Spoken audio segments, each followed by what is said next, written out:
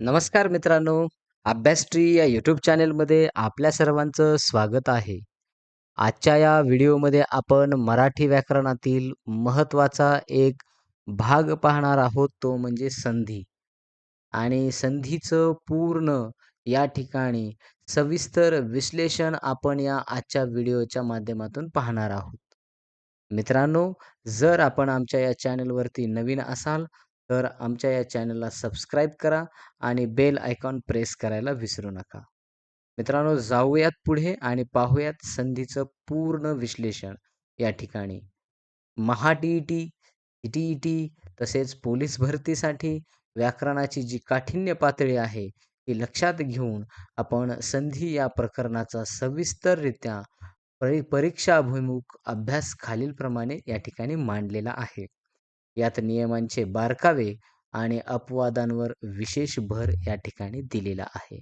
मित्रांनो, जर आपल्याला या व्हिडिओची PDF हवी असेल, तर तुम्ही आमच्या टेलिग्राम चॅनेलला जाऊन त्या ठिकाणी ही PDF डाउनलोड करू शकता.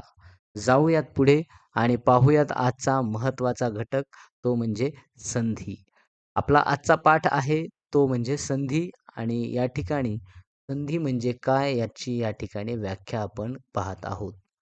संधी म्हणजे सांधणे किंवा जोडणे.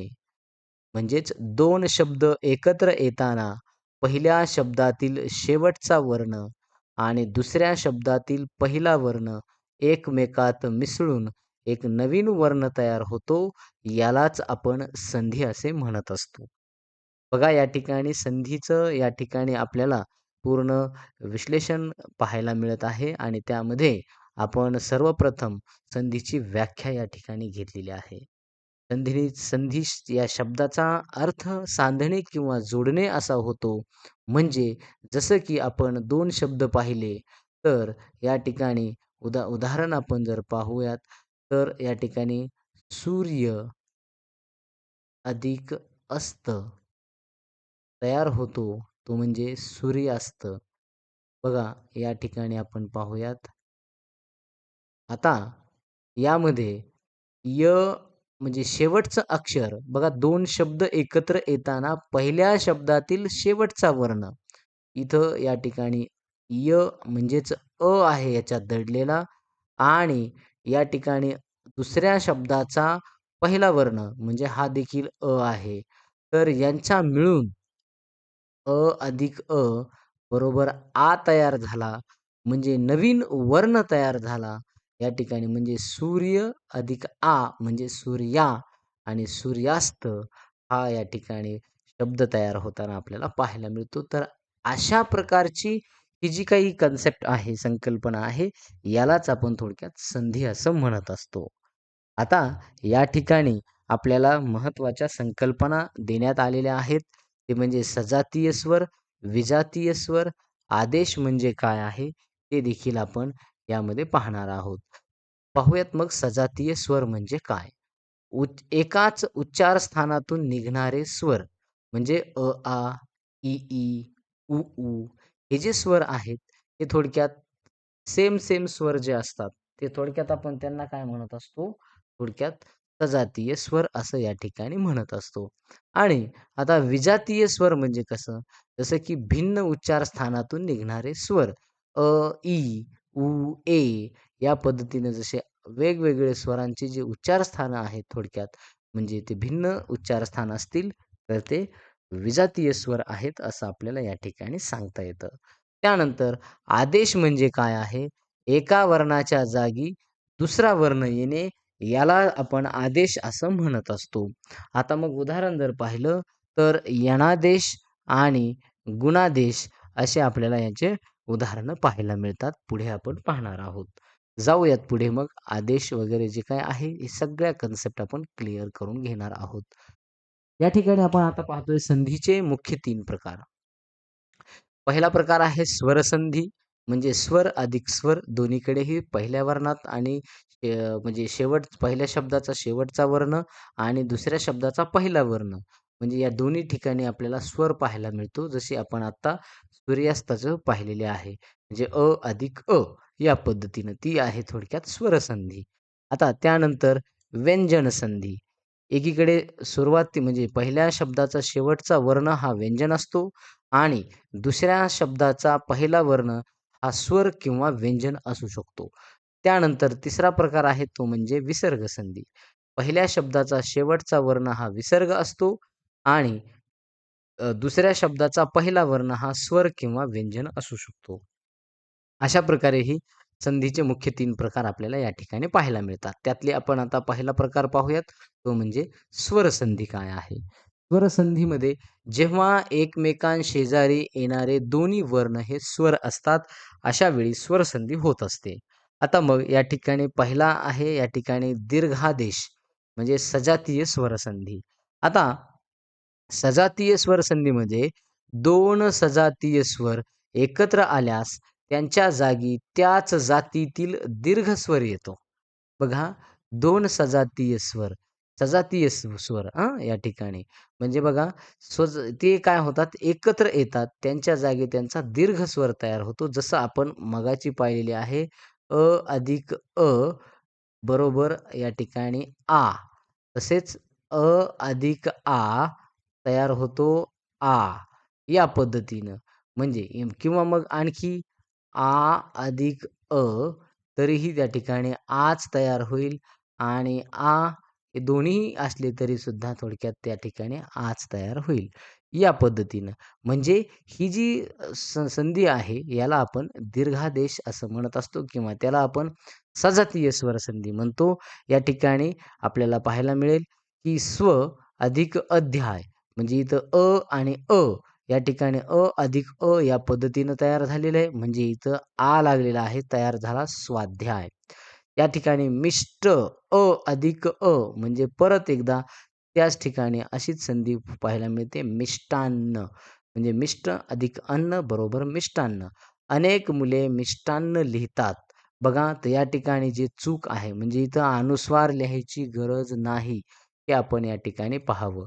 चला त्यानंतर आता नियम आहे पुढचा. या ठिकाणी आणखी ई अधिक ई दीर्घ स्वराचंच पाहतोय आपण.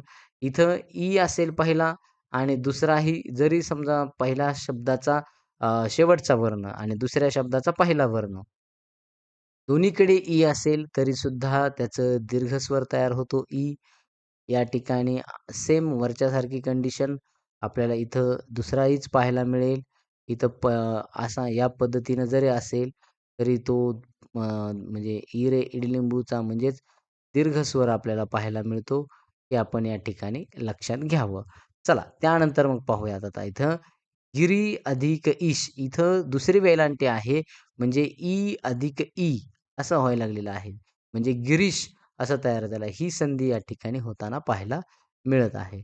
आता मही अधिक ईश म्हणजे महिष हे आपण पाहणं, समजून घेणं गरजेचं आहे. त्यानंतर सेम तशाच पद्धतीनं उ अधिक उ म्हणजे दोन्हीही ऱ्हस्व असतील तरी होताना दीर्घ होतो. त्यानंतर ऱ्हस्व अधिक दीर्घ असा असेल तरीसुद्धा दीर्घ. मग दीर्घ अधिक ऱ्हस्व तरीसुद्धा दीर्घ आणि दोन्हीकडेही दीर्घ असतील तरीसुद्धा काय होत असतो? दीर्घच होत असतो.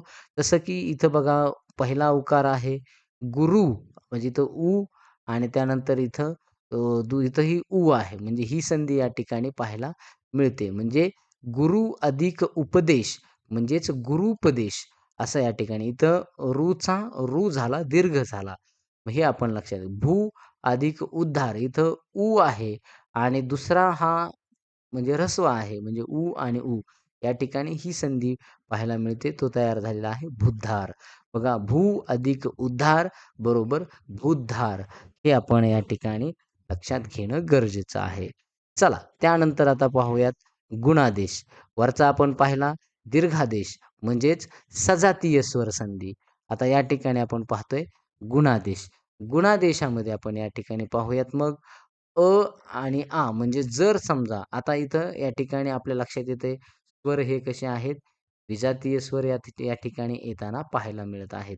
बघा म्हणजे या ठिकाणी असेल आणि समोर जर ई किंवा दुसरं ई म्हणजे अधिक ई बरोबर ए या पद्धतीनं पाहायला मिळतं. त्यानंतर असेल तरी देखील इथं या ठिकाणी दुसरंही ई असेल तरीसुद्धा आपल्याला ए पाहायला मिळत आहे.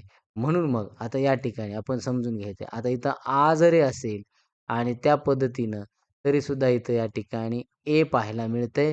म्हणजे अ किंवा आ हे दोन्हीपैकी कोणतेही सजातीय स्वर या ठिकाणी असावेत आणि त्याच्या पुढचे हे जे स्वर आहेत, म्हणजे हे स्वर यांच्यापैकी हे विजातीय स्वर या ठिकाणी येणार. म्हणून मग इथं बघा गण अधिक ईश म्हणजे गणेश या ठिकाणी म्हणजे इथं अ आणि ई ही संधी या ठिकाणी होताना पाहायला मिळत आहे.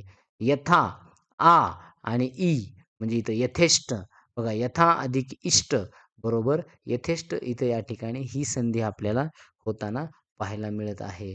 त्यानंतर इथं आ आणि दुसरं ई जरी असेल तरीसुद्धा आपण ए या ठिकाणी वापरायचे. म्हणजे असं ज्यावेळेला होईल तर तो थोडक्यात गुणादेश आहे.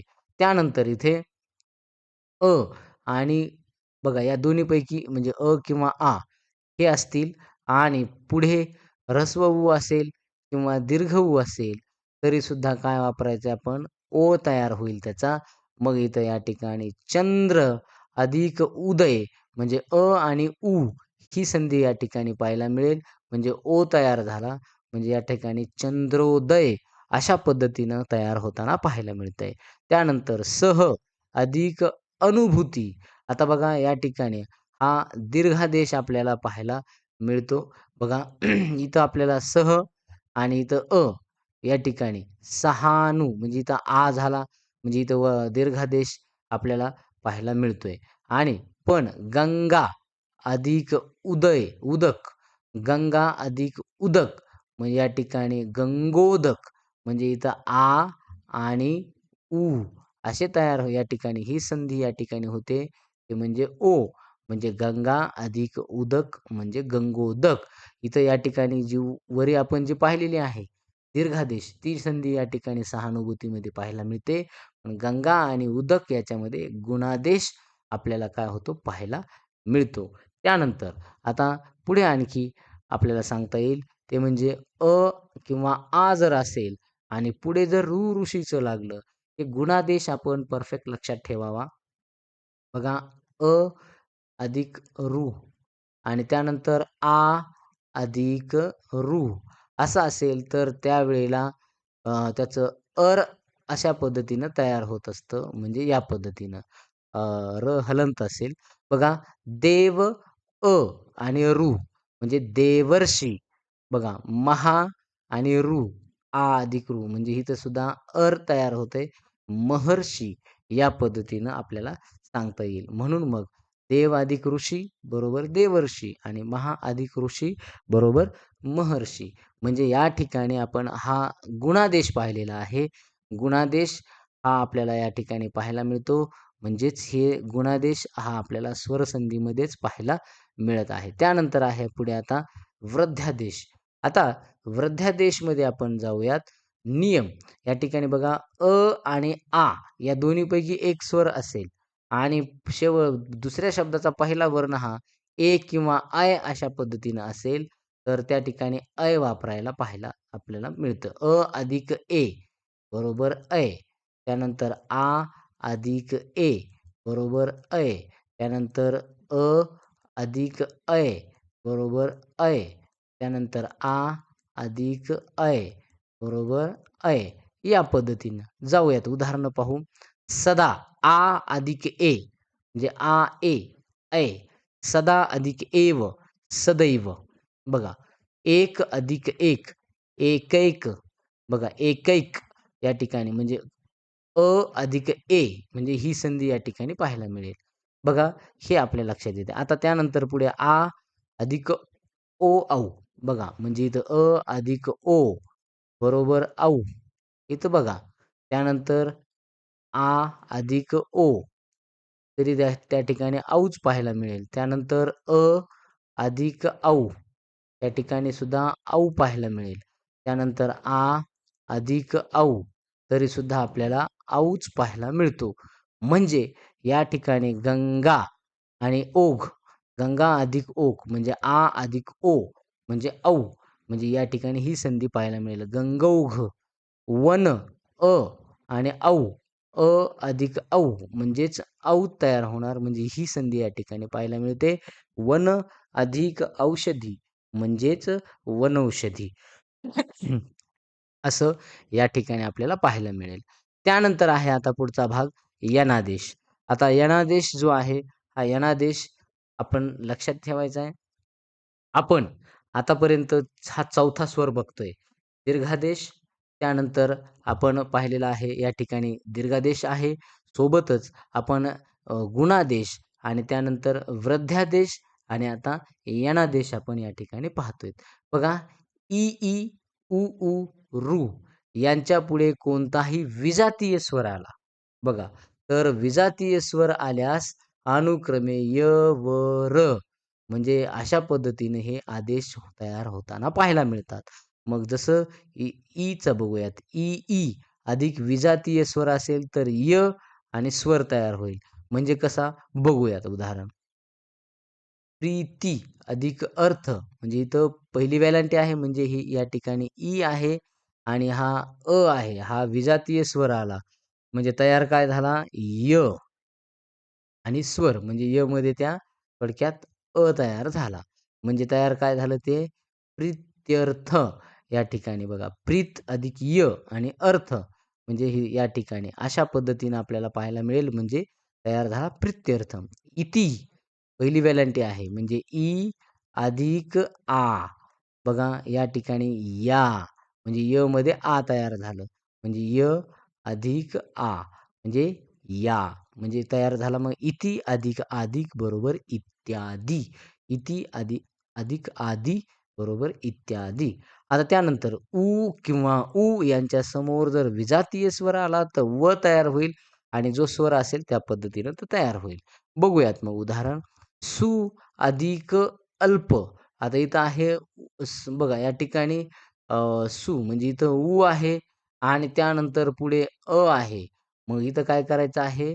व तयार होईल आणि त्यानंतर होईल. म्हणजे व या ठिकाणी. मग बघूयात मग सु अधिक अल्प म्हणजे स्वल्प अशा पद्धतीनं. मनू आता दुसरा उकार आहे म्हणजे उ आहे इथं उसाचं. त्यानंतर किंवा इथं या ठिकाणी आहे. म्हणजे याचा अर्थ आपल्याला सांगता येईल काय आहे? इथं अंतर म्हणजे इथं म्हणजे इथं व आणि पुढे अनुस्वार आहे. म्हणून मग तिथं स्वरादी वापरण्यात आलेला आहे. म्हणजे व मध्ये या अनुस्वार म्हणजे वम. म्हणजेच इथं तयार झालं मनवंतर. मनवंतर अशा पद्धती. त्यानंतर रू अधिक विजातीय स्वर इथं र तयार होईल आणि त्यानंतर स्वर तयार होईल. म्हणजेच पितृ इथं रू आणि त्यानंतर बघा इथं म्हणजे काय तयार झाला? इथं रा तयार झाला. म्हणजे इथं त आणि र आहे म्हणजे त्र तयार होईल मग या पद्धतीनं. म्हणजे या ठिकाणी त आहे. तर त मध्ये मग ते र काय होईल? ॲड होईल आणि मग तयार होईल त अधिक र अधिक पुढे स्वर त्याचा होईल म्हणजे तयार झाला त्रा. पित्राज्ञा या पद्धतीनं म्हणजे पितृ अधिक आज्ञा बरोबर पित्राज्ञा. या पद्धतीनं आपल्याला हे होताना पाहायला मिळतात. त्यानंतर आता आहे ते म्हणजे अयादी संधी. आता हे थोडक्यात म्हणजे विशेष काठिण्य पातळीवरला हा भाग आहे. बघा ए, आय, ओ, औ यांच्या पुढे कोणताही स्वर आल्यास त्यांच्या जागी अनुक्रमे ऐ, आय, अव, आव असे बदल होतात. जसं की ने अधिक अन म्हणजे इथं ए अधिक थोडक्यात आपल्याला पाहायला मिळतंय. यांच्यासमोर कोणताही स्वर आला तर या ठिकाणी तयार झाला.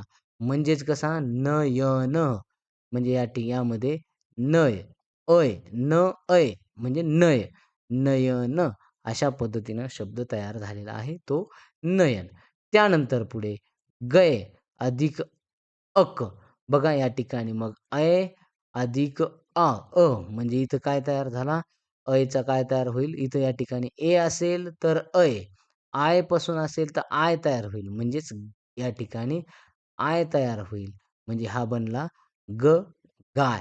गाय, गायक म्हणजे गायक.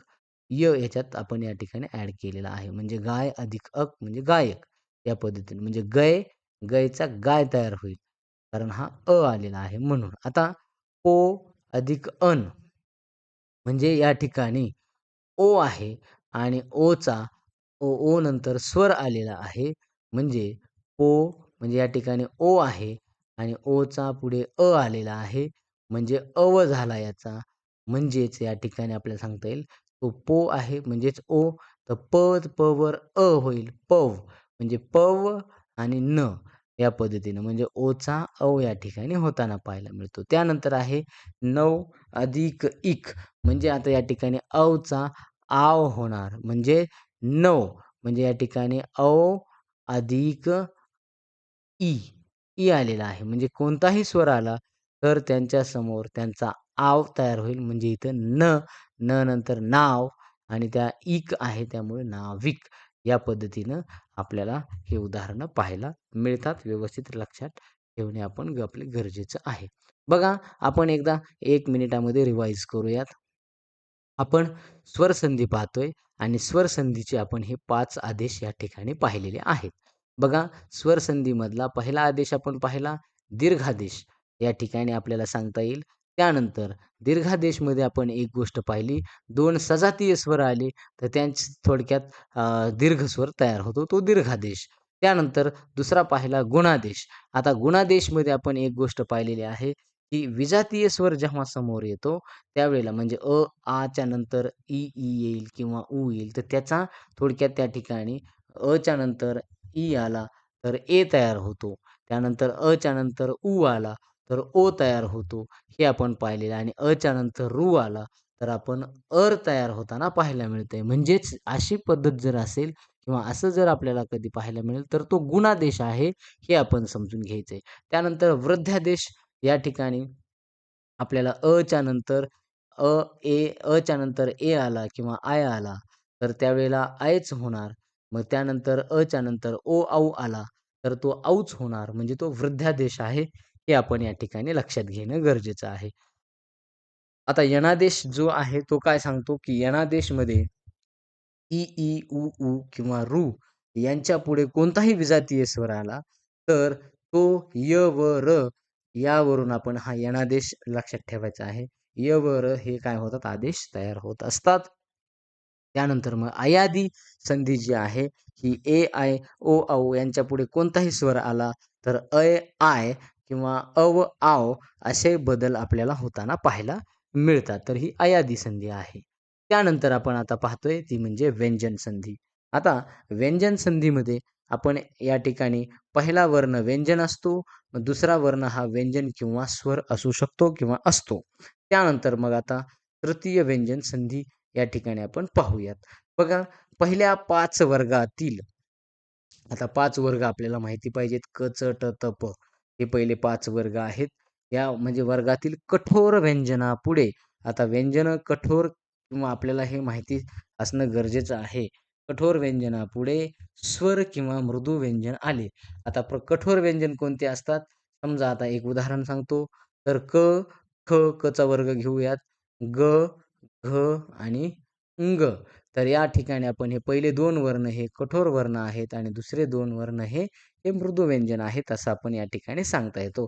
मग आता आपण पाहूयात तर आपला नियम सांगतोय पहिल्या 5 वर्गातील कठोर व्यंजनापुढे जर समजा स्वर किंवा मृदू व्यंजन आल्यास स्वर एकतर आला किंवा मृदू व्यंजन आला म्हणजे हे 2 ग किंवा घ पैकी म्हणजे ते प्रत्येक उदाहरण याच्यात च च्या वर्गातले ज, झ, ट च्या वर्गातले ड, ढ, च च्या वर्गातले द, ध, प च्या वर्गातले ब, भ या पद्धतीनं. तर हे मृदू व्यंजन आल्यास त्याच्या जागी त्याच वर्गातील तिसरे व्यंजन येत असते.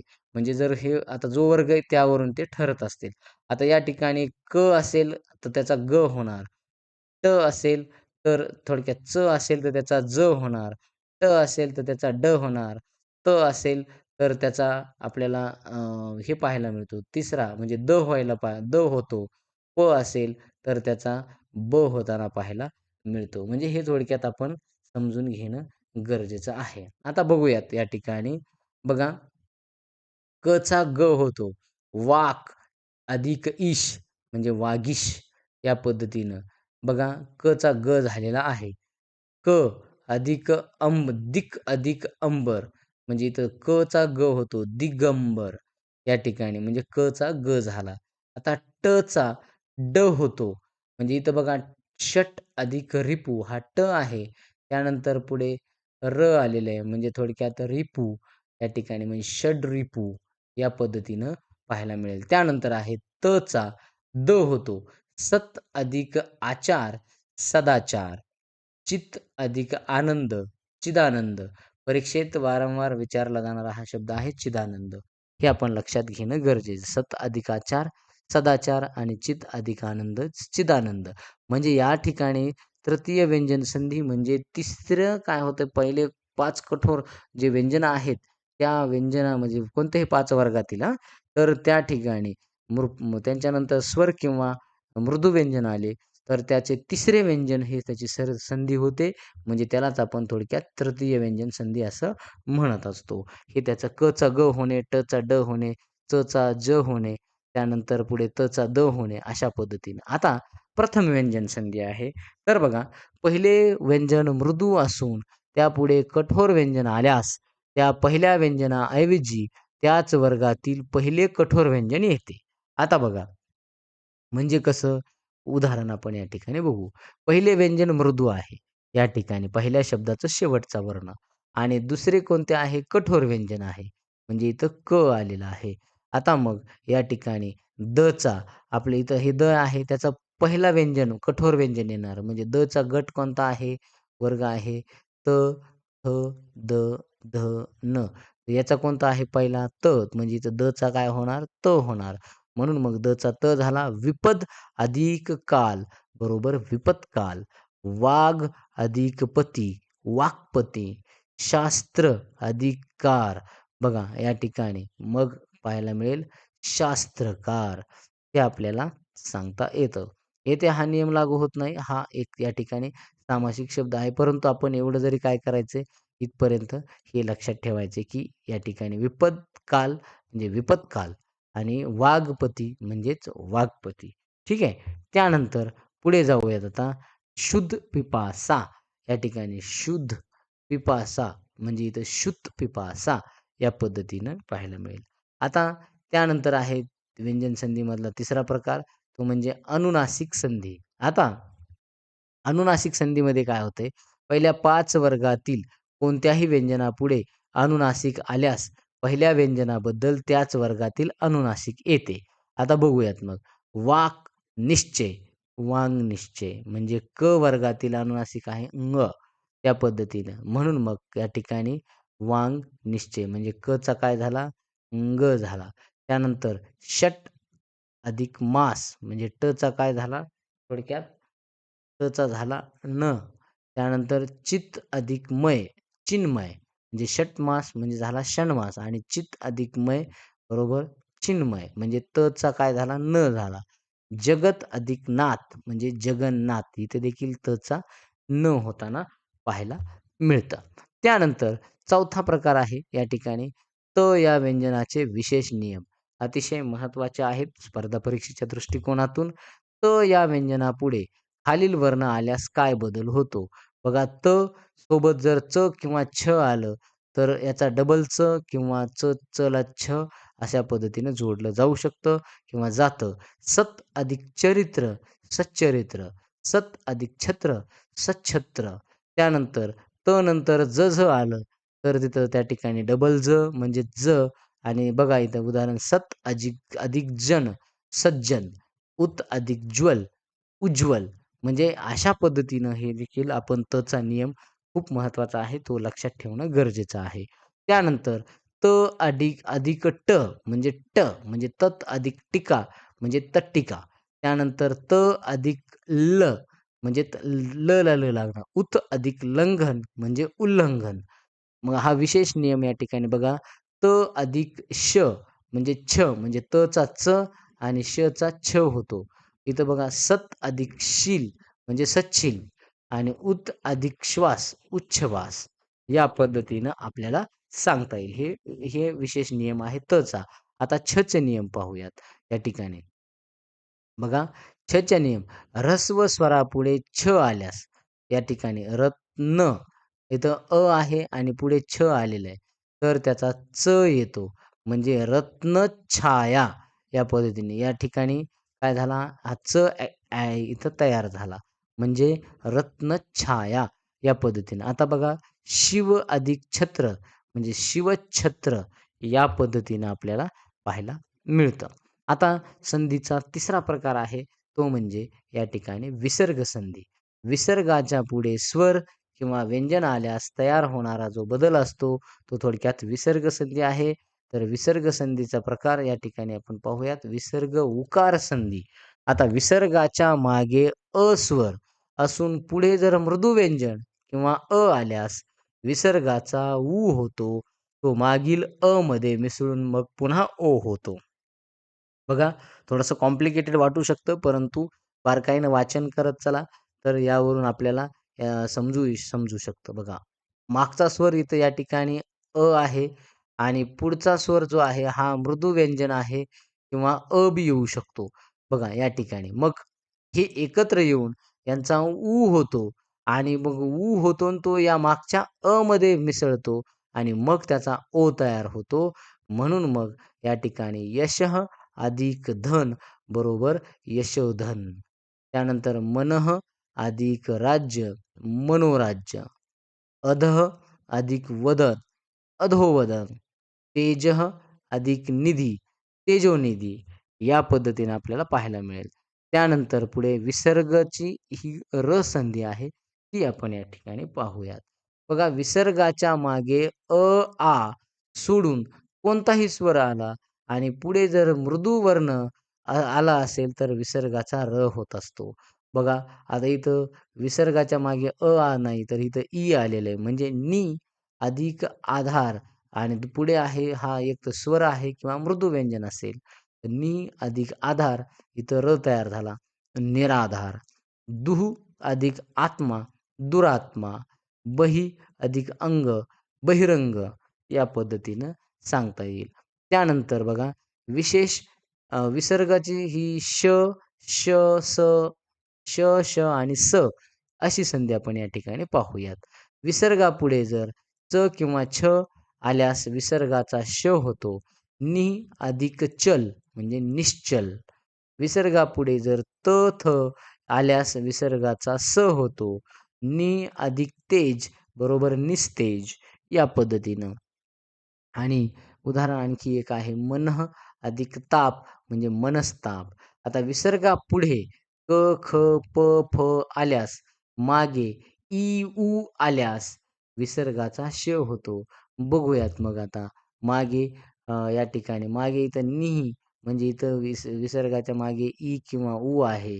म्हणजे आणि पुढे क, ख किंवा प, फ आलेलं आहे. तर इथं निःफळ म्हणजेच निष्फळ. दुहू इथं आलेले पाठीमागे आणि मग पुढे क आले. काळ म्हणजेच दुष्काळ. अधिक काळ बरोबर दुष्काळ.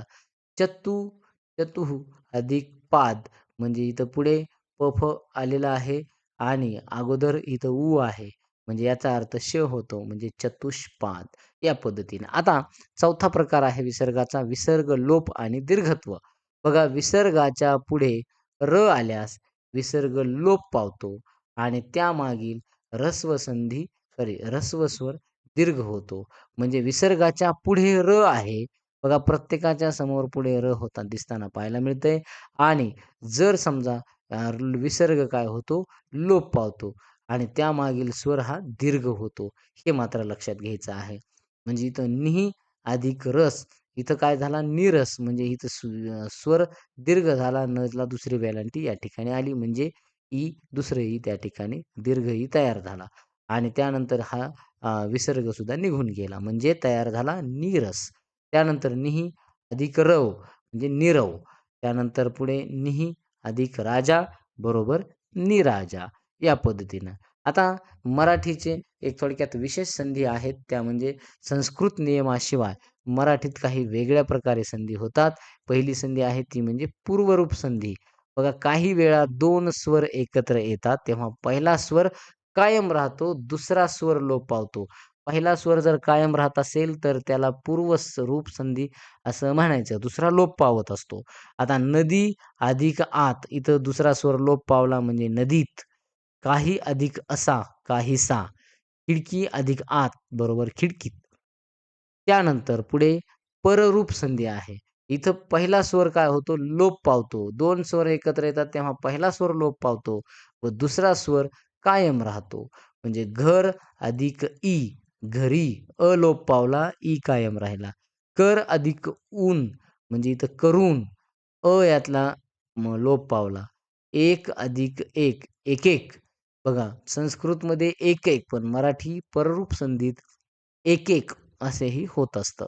बघा या ठिकाणी मग 1 अधिक 1 यातला आणि पुढे जशास तसा राहिला. म्हणजे निघाला आणि काय झाला या ठिकाणी तसाच राहिला. म्हणजे एक अशा पद्धतीनं आपल्याला ही पररूप संधी देखील पाहायला मिळते. आता या ठिकाणी काही सराव साठी प्रश्न आहेत दिलेले. हे प्रश्न जर आपल्याला हवे असतील, तर आपण आमच्या या चॅनेलवरती जावं, म्हणजेच टेलिग्राम चॅनेलवरती आणि त्या ठिकाणी आपल्याला हे प्रश्नसुद्धा पाहायला मिळतील. तर उद्या म्हणजे दुसरा जो व्हिडिओ असेल याच्यावरती म्हणजे आपले प्रश्न असणार आहेत संधी या प्रकारावरती. ते देखील 25 प्रश्न आपण या ठिकाणी घेणार आहोत. तर या ठिकाणी थांबूयात आपण. व्हिडिओ खूप मोठा झालेला आहे. धन्यवाद सर्वांचे. Thank you so much.